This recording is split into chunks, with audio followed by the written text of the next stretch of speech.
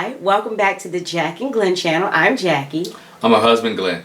He's my husband, Glenn. Hey, before we get started with this Married at First Sight episode number 7 of review, make sure you hit the subscribe button. Make sure you hit that bell notification.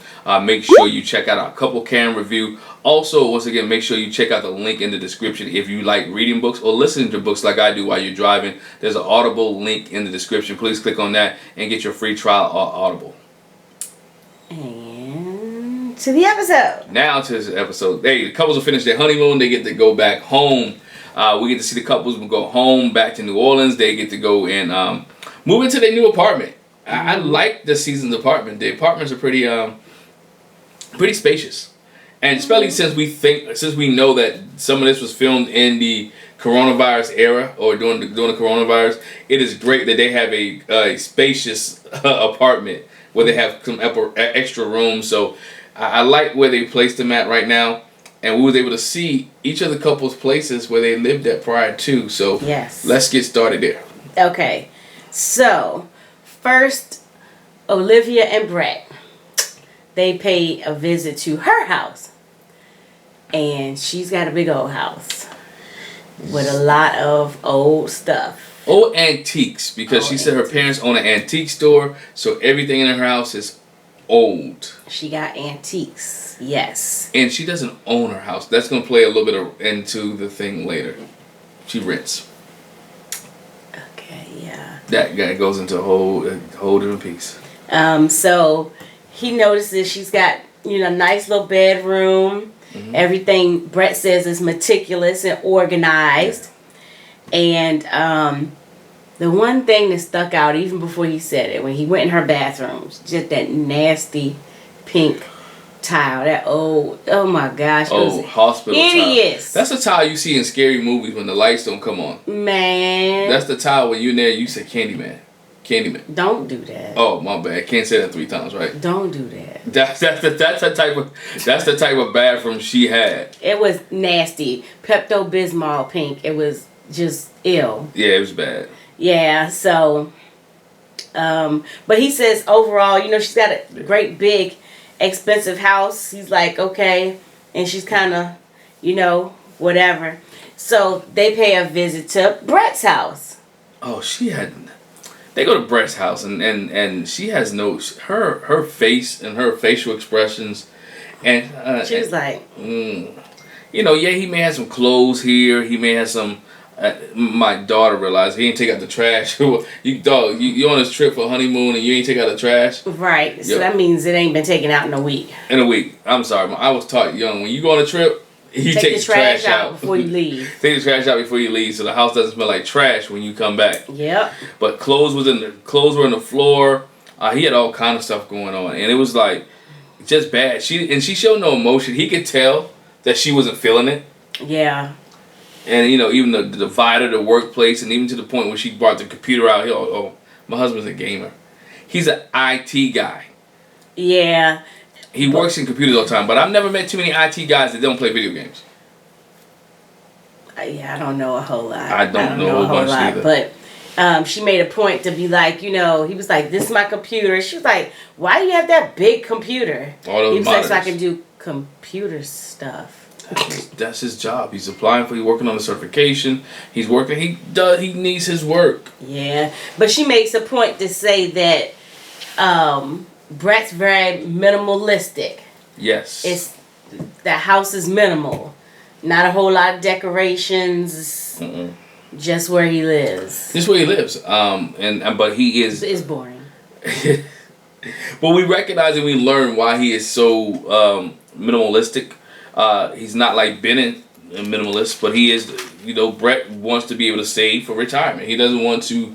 He doesn't splurge. He has what he needs, not what he wants, and that's his lifestyle. He's trying to increase his income, and we learned that he's in school trying to get a certification. Mm-hmm. So I have no problem with him living a basic lifestyle. I have a problem with the cleanliness that he had. Well, I feel like you can live a minimalist, a basic lifestyle but it can look like somebody lives there. Like, you know, put your little flavor in there somewhere. It was. But you realize when we watch Brett, and I really learned this episode, and even a bit at last episode, Brett likes to do things his way, and he's meticulous about how he does it. He has a plan for his life, and he wants people to get on his plan. And he didn't, you know, and he wants people to do his plan and his way, and his way works for him. Right. But he got to realize in this marriage thing with Olivia that his plan may work for him, but what plan works for us? Exactly. And that's the issue that him and Olivia are having right now. They are still in the mindset of me, and not we. Yeah, and I don't know if they'll get to. What we're talking about is, so Pastor Cal meets with them, and they have a conversation. Basically, Pastor Cal's like, I feel tension. They express how's marriage going, and has your ideal of marriage changed? And Olivia says yes, it has. Mm-hmm. It seems a little bit harder, than I thought it was. Brett makes a point that we have a lack of foundation that most people going to a marriage have. Yeah. So that makes it a little bit harder. We don't know each other well. We don't have anything that we're building on. But there is an attraction there. He thought she looked incredible. She said he was cute. Right. And their thing is she makes a whole lot more money than him. And he makes a point to say that again with Pastor Cal. You know what? I had to think about that thing even when we talk about. It's not the fact that she makes a lot of more money than him. It's the fact that she spends the money. Right. And so which they got into. So he doesn't care that she makes the money. It's the fact that she's not saving as much as him. Whereas they begin to talk about it later about the fact that she doesn't know how to budget. She said, well, I do know how to budget, but there's things that she likes to do. And we'll talk about it. I'll get into it now. You can budget and still do the things that you like to do. What you're doing is just telling your money where to go. Right. And basically, Brett says, I have a budget. My budget is to pay my bills. My budget is like, if I put the trips in my budget like that you want to take, I won't have any money left. I can't he basically says, I can't even budget for that stuff, for the trips. And he said what it boils down to is it sounds like to him that she's saying, I got a whole lot of money, I have expensive taste, and I just want to blow my money. And she's like, no, that's not what I'm saying. What I hear from you is that you would try to, control what I do with my money. Put a tight grip on it. But the problem I have with here, they keep saying my money and my money. Yeah. You shouldn't have an issue when you take her big salary, his salary that he has, that he's making now, put the two together, take his budgeting skills with what she wants to do, and put those together, and you guys, they will live comfortably, and everybody will achieve the same goal. So you're adding on top of what she's making and having a common game plan. And that's the problem with that. They're not having a game plan. If you want to do Saints game, cool. How much does it cost you to do Saints games all year? Okay, let's figure that into our budget. But you made a point that she said that she likes to go to Saints games. And if they win, he has to buy his own ticket. So it's not just him. It's her too, which I don't know. I don't know if she's trying to be funny by saying that. She legitimately, she really thinks this is my money and this is your money. It does not work that way in a marriage. I'm sorry, it doesn't work that way. But they're still young in it, when I say young, I mean like new. But Pastor Cal should have addressed that. Like when you come together, it comes we. You have come together. You guys have to get. It's not a game plan just for your marriage. But he did say that a little bit. He said, people say marriage ends because of money problems. No, it's not money problem. It's the communication about money and communication about finances. They have to sit down and have the discussion, lay everything on the table. Our bill, my bills are this, your bills are this. Our bills, you see what I'm saying? Because yes, you have bills before you get married. He has bills before they get married. So now we come out here, and she said, I have a lot of debt. He says he has no debt. Well, she said a lot. She said she has debt. She wants to pay down her debt. Then what you do is you discipline yourself, so you pay down your debt. And so now you can live debt-free. And if you live debt-free, you can take as many trips as you want because you're not worried about it. I mean, you can go to as many Saints games as you want because you're not worried about it. And then the bills and everything is taken care of, and bills and stuff are paid. It becomes a financial equation or mathematical equation. What do you guys want to do, and what's the end goal? Right. Budgeting said you can't. Budgeting does not say you can't spend. It just says that you give them the money assignment, and when that money in that area is gone, you don't pull from another area. Right. Right. Yeah, it's going to take some changing for them because she's used to doing it her way. He's used to doing it his. And they're going to have to come together if they put their finances together. Because you and I both know reality is it is some married people that don't put their finance together. There are some married people that don't put their finances together. This I make this my money. I make my money. I do this with it. But she got emotional. And they don't win with money. Yeah, but she got emotional because she says, I'm trying to be honest and work through this thing, and I don't want to feel like I can't share my emotions. And producers and editing, from the preview, it made it look like he just walked away, but he got up and went. They get the dramatic music and everything. Yeah, he got up and got her some tissue. He got her some tissue, which is sweet because he wants to make it work. He wants to communicate, and they just have to learn how to talk about the situation. And again, it goes back to what he said, the foundation. This was probably a discussion they would have had way before getting married. Right. And so, but you're already married and you never had these discussions, so you just got to deal with it now. But the one thing that they did have over probably most of the other couples is, well, not most of them. I think but Pastor Cal was like, are y'all talking about the serious stuff? You talked about kids? Have you talked about finances? Have you talked about religion? Yeah. And they have touched all of those areas. But he did talk to them about intimacy. And she basically said, I'm waiting for the deeper feelings, taking my time. But he says, but do you have a desire to be close? And she has a desire to be close. That's and I like this because this is what we wanted last season with Pastor Cal and them.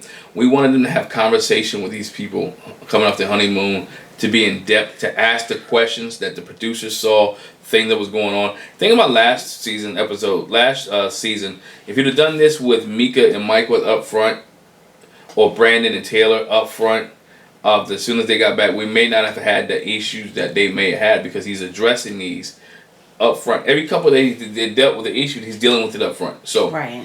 And so I think that's cool. Yeah, so we done with them. Yeah, let's move on to Miles and Karen. Let's roll. Oh, we want to do Miles and Karen? Let's Miles and Karen. Let's keep it going. Why we don't do Amelia and Bennett? Everybody likes Amelia and Bennett. Let's go Amelia and Bennett. I'll be yeah, nice please. Let's do Amelia and Bennett. All right, so they go to Amelia's house.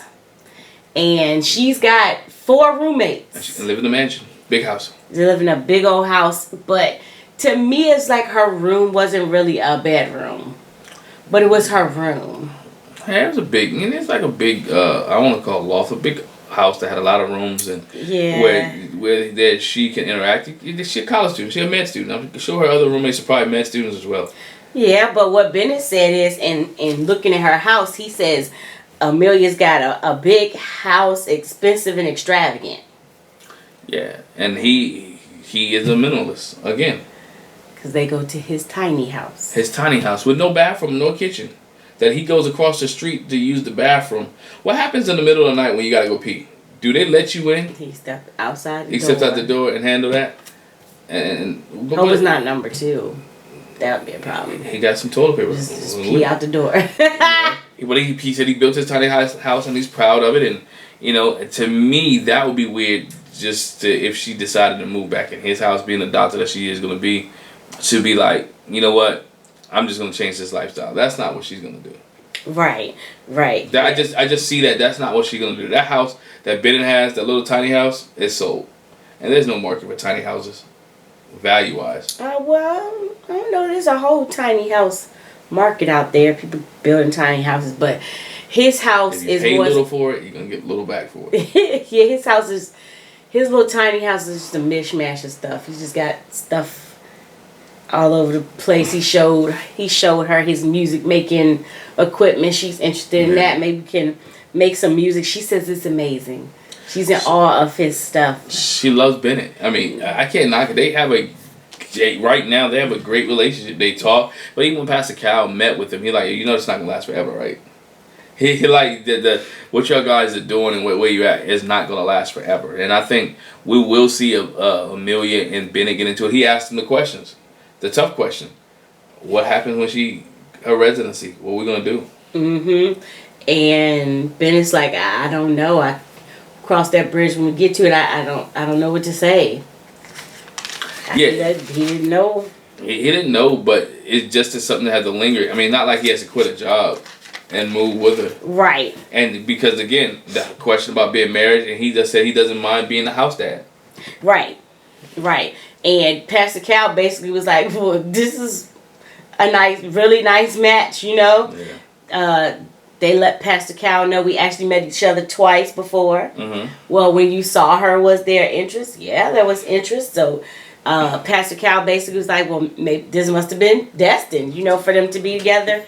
They lacked your traditional roles, like you said. He's fine with being a house husband, but he's just does not know how he feels about the possibility of having to move.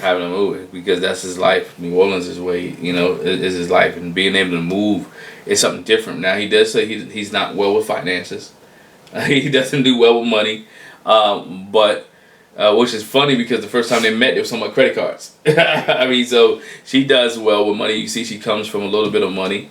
And she doesn't mind being a hard worker because when we went to her house, she sold the artwork. Right. So she's kind of a hustler type person where she doesn't mind. And we know Ben is a hustler too. He got all these jobs, but I like to see how they're growing. I like that they're growing together right now. Mm-hmm. And I'm interested to see what their first argument is over. Yeah, I'm trying to imagine. I think the only issue they're going to have is the issue that they have. The question of where her residency will be. Yeah, question of her residency. But as always, Amelia and Bennett is like smooth sailing. Like Jessica and Austin. Nicely matched. They get along. Yeah. They're attracted to each other. They haven't did the do. But they can get there. They can get there. Like they can get there. All right. So, now you want to do Miles and Karen? Let's do Miles and Karen. All right. Let's do Miles and Karen. So, they go to Miles' house. They go to Miles' house. Mm-hmm. I go to Miles' house, and Miles said, man, don't listen to my dad. My dad's a liar. Oh, yeah. She's leery of what she's going to see when she gets in the apartment. Because his dad said he was messy. He don't clean up. He know how to. He just doesn't. He doesn't do it. And said Miles was lazy. But we get there, and we find out Miles likes, like most guys, Miles has a shoe collection. Yeah, he's got a lot of shoes. He got a lot of shoes. He got them in the closet. He's got them on the bed. But he also has a lot of clothes in the closet. Because he said, these are my work clothes. These are my play clothes. Yeah. Basically. And on the bed. And he's got that pile in the corner of stuff. Just stuff. and she calls herself, I'm clean. That's what he says. She does the finger test, try to act like she found some dirt. I like the icy dirt. You see them playing some more. Yes, they're being more playful. They're playing more playful. Yes. They're flirting some more. I think that's interesting. She's opening up. She's moving slow with him, and we'll see. And we'll talk about that in a minute about why she's doing that. But she's playing, and I'm cool with that. And she's not stuck up like I'm not gonna like Christina. A little bit, but you can see Karen's letting her hair down and being more relaxed with Miles, and they're doing more playing, more interacting, more talking, and more communicating. I like that. Yeah. I like the fact that she's playing. She did turn her face up a little bit about the air mattresses. He said, "You need one." You need one. Hey, dog. Everybody got air mattresses. In the corner. It's not like it was his bed. Right. Somebody was crashing there. Yeah, he's prepared. Somebody's crashing there, so. Hey, I'm not mad. Maybe Woody slept there once or twice on the air mattress because he does. Maybe. So at Karen's place, he comes in. He says, the couch looks comfy. Mm-hmm. I like your backsplash. Did you do that? And she says yes. No, I didn't pick it. But he's like, I like her place. He wants to sit on a comfy couch. Take your shoes off first. Off my rug. Get off my rug. I was like, ooh, man, did she see that car? She got a dog. She scared me. I'm looking to make sure I got shoes off. But he had a good time touching her stuff and picking up her stuff. He picked up her little bodysuit. She laughed and took it from him. And put it up. And she says, you are really misbehaving. I think he was having a good time. Like my husband said, they were being real playful with each other. Exploring. He's moving at his pace. He's back home. He's back in New Orleans. He's comfortable. He's in her spot. And he's touching things. He's like, let me see what she is. He didn't pull an iris and went in her drawer and see condoms or anything like that or whatever the case may be. But he's being playful. And then he's like, hold on, you talking about my shoes? Like, girl, you got shoes down here. Oh, yeah. She was kind of like not wanting to open the closet. But he was like, nah, come on, you got to open it. Like, where we going to put all these clothes at? All kind of shoes. All kind of clothes. Yeah. She had bags on the bottom of the closet, which probably stuff she bought and haven't worn yet. So they're the same. They're similar. They are very similar when it comes to fashion. They're very similar with the way they react and correspond with each other. They're having some fun, and I like to see the progression. They're not sitting there being mad with each other. Right. And she's not as stuck up as we thought she was in previous episodes. She's letting things down, and we find out why she's the way she is when they start talking to Pastor Cal. Which I feel like we already knew that, because if you have any sense, when she said that a guy that she was involved with had a child on her, you already know what she has trust issues. We've talked about that before. She's got trust issues, and basically her thing is, I'm just looking for, when am I going to see the real you? This is nice and everything, but is this the real you? Can I trust this? And she's fearful, and Pastor Cal basically says that. What are you fearful of? She says, I don't want to get hurt, because I've been hurt before. She said before she's been in 2 serious relationships. We find out this one, that the guy that cheated on her and had a baby, that was 4 years. So I'm thinking the other one probably was about the same, which is still, I stick to what I said before. That's slim, from 18 to 30. Yeah, but she's been committed in the relationships, and so she thought these relationships that she was going to take. She thought she would be married. Thought she would be married to them. So she was like, okay, I'm going to be committed. I'm in this, which lets you know when she loves hard. Yes. So if she's in this with Miles, and they ever get to the point where she can trust Miles and get to the point where they can get together, she'll stay with him, because she's been in these long relationships. So she'll trust him and stay there with him. I think that's the key there. She just has to learn how to trust, because she's coming into there with baggage. And, when you come into a relationship with baggage, he got baggage, you got baggage, and neither one of you learn how to drop the baggage, then you can't embrace and really trust each other, because so much, when you're trying to embrace or be intimate, there's so much baggage in the way. So you got to be able to learn how to drop the baggage and let the baggage go, because you can't bring in what happened to you in other relationships and put that on Miles. Right. And that's not Miles' fault. I was waiting for him to say that. He didn't say that, but not in those words. But he said, I want you to know I'm genuine. Mm-hmm. That I'm being respectful. I'm being patient. This is me. I'm the kind you could trust that I don't have any intentions to hurt you. Yeah. And take that at face value, which basically he was saying, I'm not that person. I'm somebody different. So treat me like I'm somebody different. And that's really what she has to do. Pastor Cal said, is there an attraction there? Yeah, You're like, yes, Lord. I have an attraction. Yeah. He was like, yes, Lord. She was like, yeah. I think he's handsome. But I was like, okay, see, she didn't answer the question. Because just because you think somebody's handsome doesn't mean that you're attracted to them. I think she's attracted to him now. I think she is. She's getting to know him because of her getting to know him. She's attracted to him. We know that he's attracted to her. He's like, he's in this for the long haul. Yeah, he said it feels like being with her feels like home. It feels like home. Like it's comfortable. But he reassured her and said, and I think he has to continue to do that, to let her know that he's there for the long haul. That he's committed to make this work. It's not just 8 weeks. Right, but he said his problem also is that in his relationships, he's been so concerned, and Bennett said this about himself, so concerned about taking care of the other person that he doesn't always express his wants or needs. And Pastor Cal said, well, do you know what you want and need? He was like, oh, I can't, I don't know right now. But as a man, I think we have it mixed up a little bit, but what's being a provider? You could be a provider but still have needs yourself. Right, and those have to be met. And I'm not just talking about sexual needs. I'm talking about communication needs, absolutely. Needs that are touching, the needs that are affectionate, needs that are just having communication, needs that are just feel like you want it. Just telling you thank you for fixing this or doing that. I think that's where Miles is at. He needs someone to give him affirmation. Mm-hmm. He needs that affirmation to, Miles, I appreciate you. Thank you for doing this. Or, Miles, you look nice today. I like that shirt. I like that tie. And that continue to build his confidence up and keep him where he needs to be at. I think Karen can do that only after she trusts Miles. Right. And Pastor Cal basically said they have a good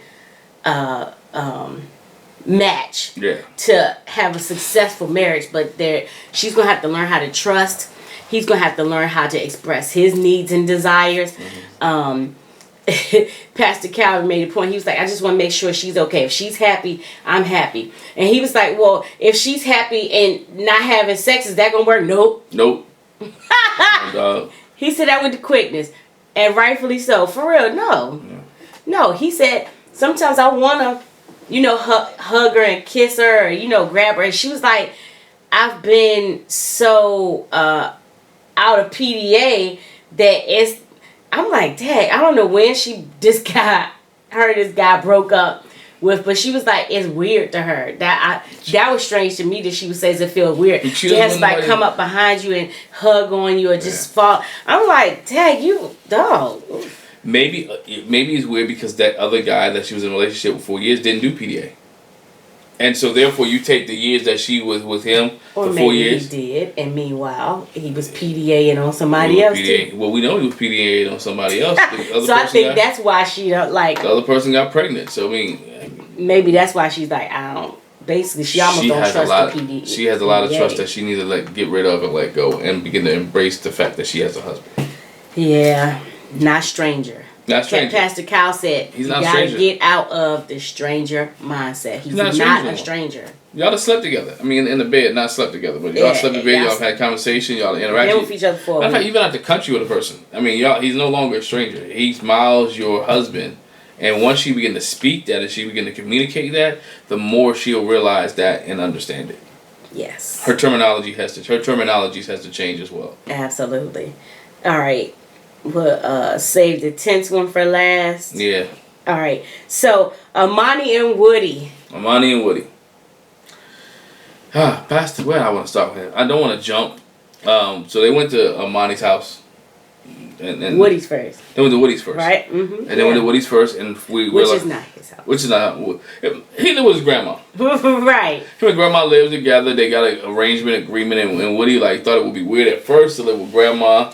Bringing chicks in, but grandma's cool. So it takes out the whole, as some people say, she was the missionary from the church thing. I still think she is, but that's her grandson. That's her grandson. That's her grandson. So Woody, goes in the room. He got a whole bunch of shoes, clothes as well, and Amani was like, "Nah, we're not doing the hats."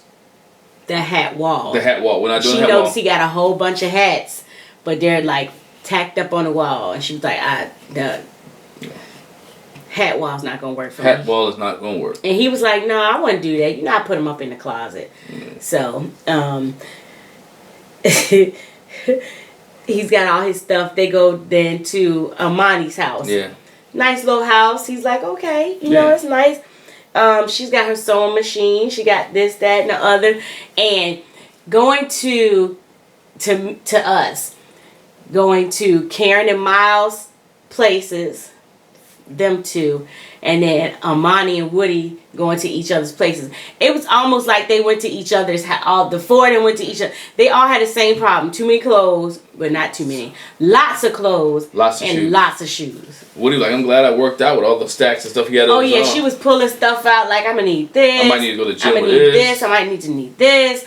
It might be cold. We may get 50-degree weather. I might need this. I might need this yellow jacket who got polka dots on it. We never know. She just was pulling stuff. But I always my thing was not like you moving away from the city. You still don't have the key to your house. You can't go to your house and get something if you need it. Right. Yeah. You can't. I don't understand. So you gotta take everything. But it was good for them. I want to know, did y'all peep on by her sewing machine? I was like, I don't know if they put that there, if she had actually made it, but she had I can't even remember what it's called now. I used to use it too for cross stitching. She had the cross stitching round, but it had somebody had stitched Married at First Sight. Yeah. And it was sitting on a desk. It wasn't her.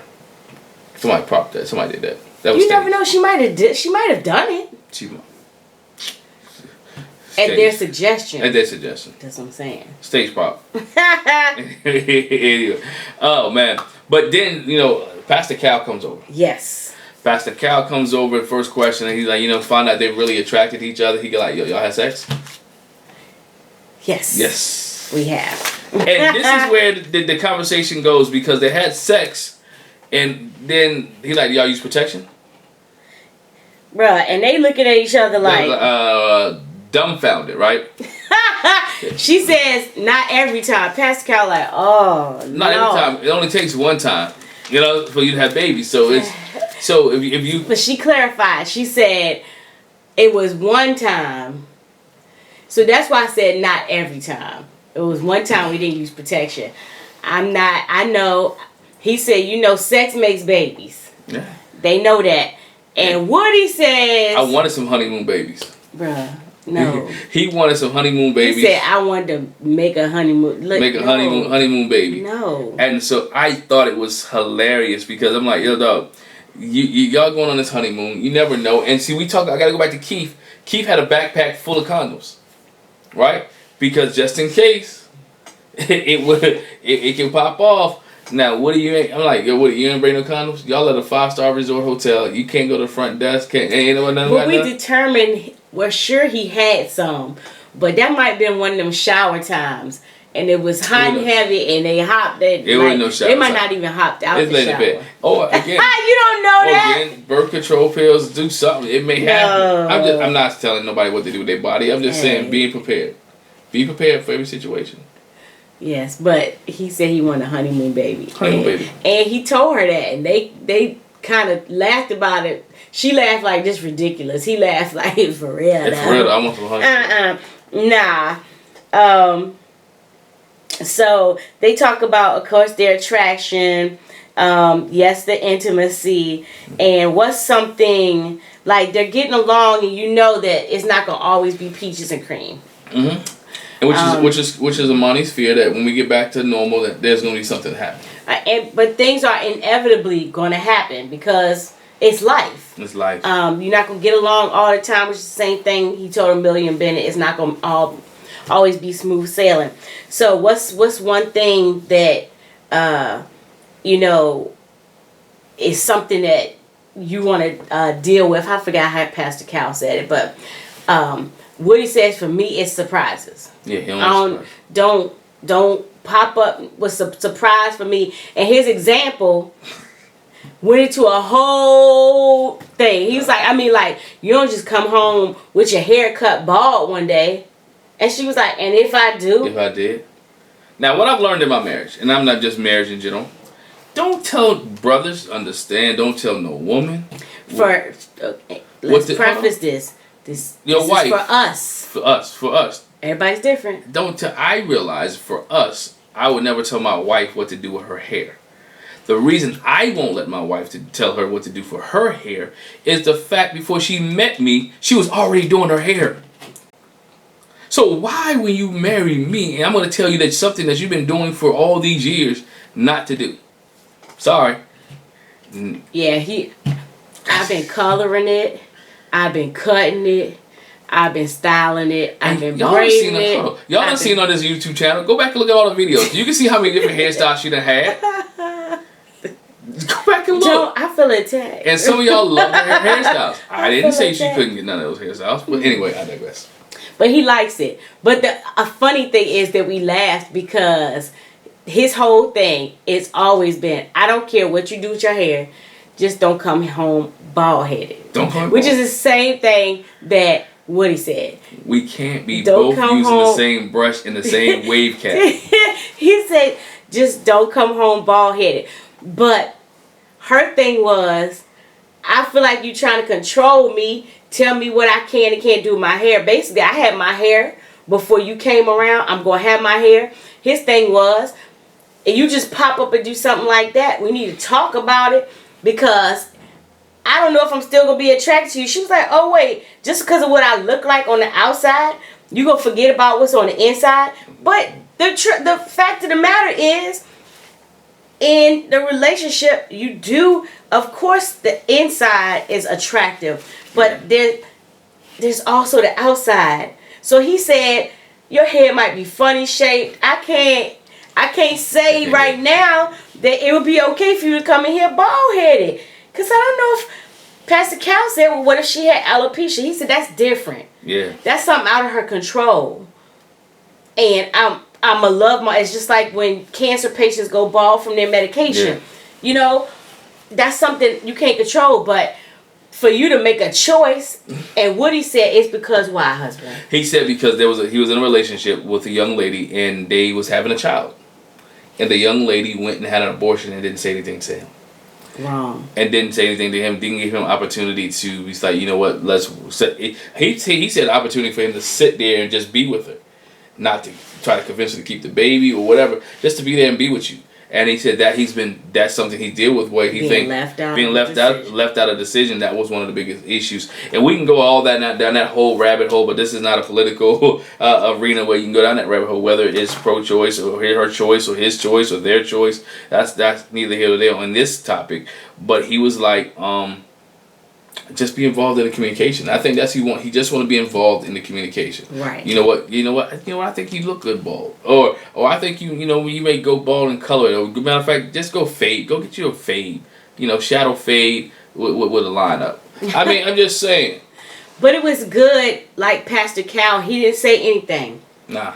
He let them work through it, and they did. And that's what it was good to see. And that's what I like about it, because he allowed them to talk, and they had that conversation, and communication that they had. They was able to walk through it and work through it without cussing each other, without fussing each other, without yelling at each other, and no one left with an attitude. Why? Because they was able to walk through it. He was able to communicate and explain why he thought the way he thought. No one said, "Oh, never mind. It's okay. I got it." You're lying. Right. Let's be grown folks and let's have a conversation and let's deal with the issue so we can go enjoy life. Right. And not be mad at each other for 3 or 4 days over a hair. Right. Yeah. Over pettiness. It was good. It was good to see them work through it. It was good to see. I'm still liking Amani and Woody. I think they're gonna be they're gonna be okay. They're gonna be okay. Because they know how to talk and communicate. Now, Christina and Henry, on the other hand, man, Henry opened up more in this episode. He talked a little bit more. He felt more comfortable with Christina. In his space. And in his space, he got a small kitchen. Small. It's weird because the kitchen, you got to go downstairs into the kitchen. As soon as you get there, you get to the refrigerator. Like 3 steps. 3 steps. So it's small kitchen. I promise you, the door to the refrigerator, when Christina opened it, it almost hit the oven. Yeah. The stove. He had nothing in there but some bread, maybe some water, and some candy. Oh my gosh. It was terrible. Like, how do you live? It's a little studio, and it really was little. He eats out all the time. That's basically what... She was like, you got to eat out all the time. And he's like, well, sometimes, I go to my parents' house, I get leftovers. But she was just like, gosh, this is a little place. Which I thought was ironic that she would say that, because... She don't have a place. He said, I thought you said you lived uptown or downtown or whatever. And he's like, well, we going to your apartment? Nah, it's my stuff. All my stuff's in the car. She said, my stuff is in the car. What's not in the car is in storage. And then I still got some stuff in California. It's stuff in California. Which I'm not mad at. She's a flight attendant. So she's maybe never ever home. And so why buy a house when you're not home? You ain't got to buy a house. She might live with her mom. Her mom lives in New Orleans. So I figured she lived with her mom. She bunks with her mom. But still, why she couldn't go get her stuff? She probably already packed Woody went to his grandma's house. Maybe she didn't want nobody to know she lived with her mama. Or her mama told her. I don't know. It was just weird. And maybe she like Matt. Let's be honest. Maybe she like Matt. She ain't got no place to live, right? That's what we said. It's like Matt. She's the female version of Matt. She has no place to go. Yeah, I think that made Henry itch though. That made him itch like. Look, Henry felt some type of way because I'm not gonna go to your apartment. Right. You got your stuff already? No, not even I'm not going to your apartment. You don't have nowhere for us to go. Like, well, okay, I guess you can take your stuff out of your car and put it in mine, which I thought was dumb. Let's both drive there. Anyway. But Pastor Cal comes to visit them. Boy. This is awkward. It was weird, but it was good at the same time because he forced him to have a conversation. Mm-hmm. He asked Henry, are you attracted to her? Yeah, I'm attracted to her. I mean, I like her. And she basically said the same thing she's been saying. I need somebody who move a little bit faster. Right. And he moves slow. And he's like, well... she don't want to put the pressure on him, but she wants something. Now, this is where I thought Henry was lying. Y'all let me know. Pastor Cal say, been in relationships, how fast or slow do they move? And he's like, well... Some fast, some slow. He said, well, tell me about the ones that move fast. And he couldn't. When you can't tell... He said, no, he did. He said the ones that move fast, it was because there was some chemistry there. Pastor Cal was like, really? Liar. No, I think he's right. Listen to what he said, when there's some chemistry there. He doesn't have chemistry He ain't feeling her like talking about. Because he thinks she's impatient. She is. It's not her beauty, but it's the attitude that she's giving off to him which is setting him off. And I understand. I totally understand that. Nobody wants to be around with anybody that has an attitude all day, who thinks the world stinks and their nose is up in the air. But at the same time, he's not trying to communicate. They sat there on the couch and didn't talk. Right. After they rearranged the apartment, they're like, okay. She just wants him to hold her. And Pastor Cal said it. If you initiate it, hold her hand. Have to start. I don't think she's gonna turn it away. She's not gonna turn it away. So if Henry feel like he's gonna be rejected, trust me, she's not gonna reject you. No. She wants you to hold her hand. Y'all been married for 8-9 days at this time. I can't remember which one it is. And 9. 9 days, and you haven't held hands. Yeah. He told Pastor Cal, have you kissed besides the wedding day? No. Have you held hands? They're not holding hands like talking about. They're not hugging. No affection.